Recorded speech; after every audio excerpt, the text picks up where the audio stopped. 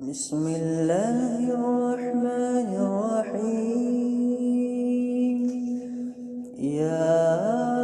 أيها المزمل قم الليل إلا قليلا نصفه أو انقص منه قليلا أو زد عليه ورتل القرآن ترتيلا إنا سنلقي عليك قولا ثقيلا إن ناشئة الليل هي أشد وطئا وأقوم قيلا إن لك في النهار سبحا طويلا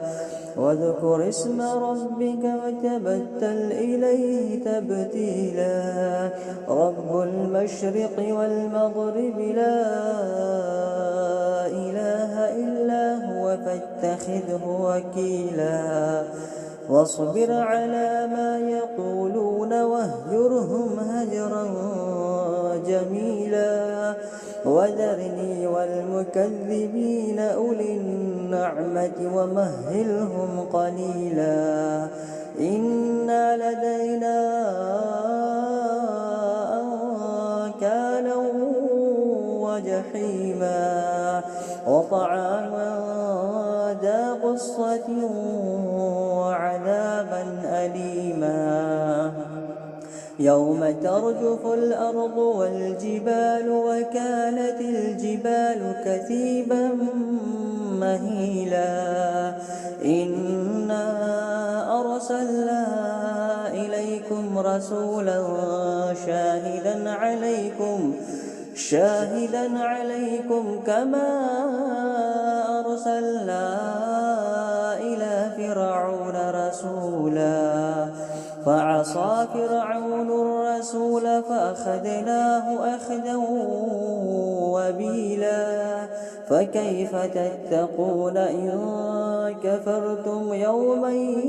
يجعل الولدان شيبا السماء منفطر به كان وعده مفعولا إن هذه تذكرة فمن شاء اتخذ إلى ربه سبيلا إن ربك يعلم أنك تقوم أدنى من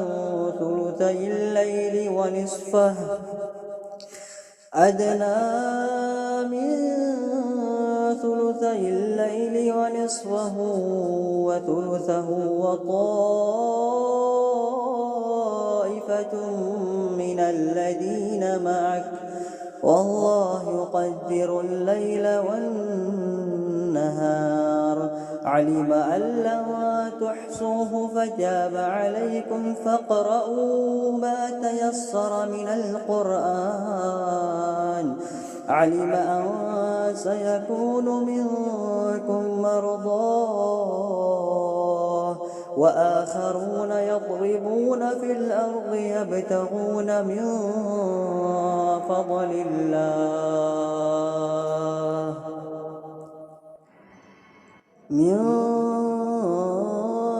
فضل الله وآخرون يقاتلون في سبيل الله فاقرؤوا ما تيسر منه وأقيموا الصلاة وآتوا الزكاة وأقرضوا الله قرضا حسنا وما تقدموا لأنفسكم من خير تجدوه عند